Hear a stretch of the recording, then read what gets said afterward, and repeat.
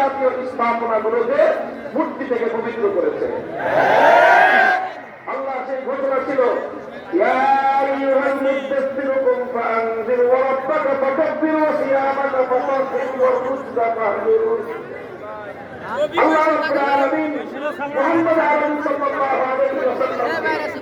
ঘোষণা দিয়েছিলেন কম্বল গায়ে দিয়ে ঘুমিয়ে থাকার সময় নয়, হুজুর উঠেন, আপনার আল্লাহর বরকতের ঘোষণা করেন।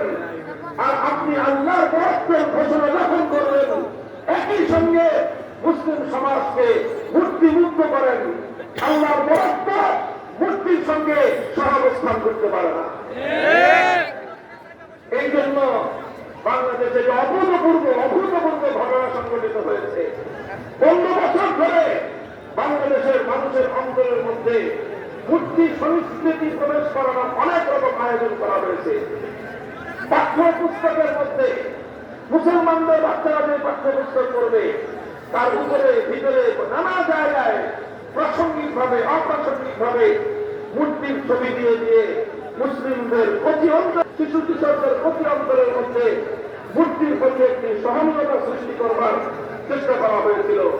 বাংলাদেশের জেলায় জেলায় শুধু নয়, থানায় থানায় বিভিন্ন জায়গায় জায়গায় এইভাবে মূর্তি স্থাপন করে মুসলমানদের মধ্যে মূর্তি সংস্কৃতির প্রতি একটা সবার ঘৃণা রয়েছে, এই ঘৃণাটাকে লাঘব করার চেষ্টা করা হয়েছিল অত্যন্ত সূক্ষ্মভাবে। আলহামদুলিল্লাহ 15 বছর ধরে তারা চেষ্টা করেছে।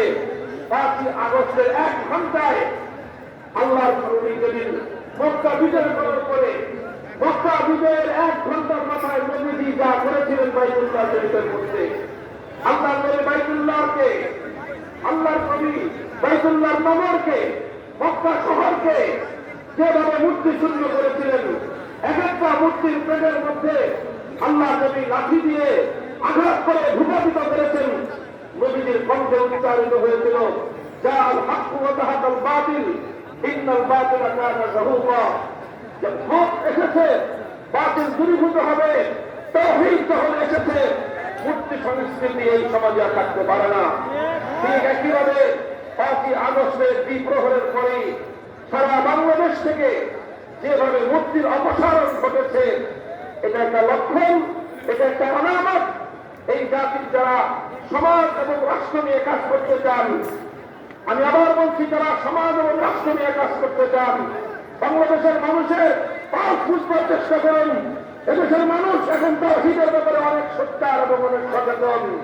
তাওহীদ বিরোধী কোন চেতনা বাংলাদেশের মাটিতে যদি কেউ প্রতিষ্ঠা করার চেষ্টা করেন, তার ভাস্কর্য যেমন বুড়িগঙ্গায় ভাসবে, সে সহ তার সকল সামনে থাকবে, বাংলা মাটি থেকে উচ্ছেদ হয়ে যাবে।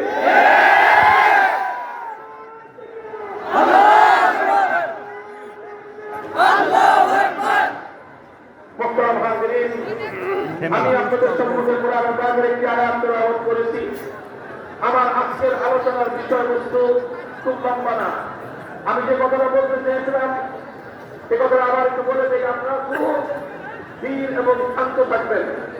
এখানে মানুষ জায়গা হয় 10,000, 20,000 মানুষ আছে 50,000, এত বিপুল পরিমাণ মানুষ। সকলে যদি আমরা শৃঙ্খলা এবং শান্তি রক্ষা না করি, আল্লাহ না করুন কোন একটা দুর্ঘটনা ঘটতে পারে। আর একটা দুর্ঘটনা আমাদের সকল আয়োজন, আমাদের সকল আনন্দকে মুহূর্তের মধ্যে বিষাদে পরিণত করবে, ম্লান হয়ে যাবে। এই জন্য সবাই একটু শান্ত থাকবেন। যতক্ষণ আলোচনা হয় শান্ত থাকবেন। আওয়াজ শোনা গেলেও শান্ত থাকবেন, আওয়াজ শোনা না গেলেও শান্ত থাকবেন।